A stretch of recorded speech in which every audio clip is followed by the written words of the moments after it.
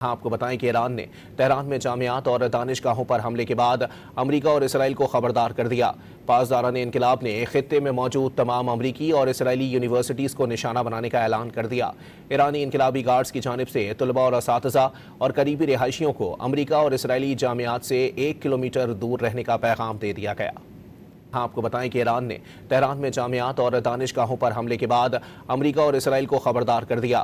پاسداران انقلاب نے خطے میں موجود تمام امریکی اور اسرائیلی یونیورسٹیز کو نشانہ بنانے کا اعلان کر دیا۔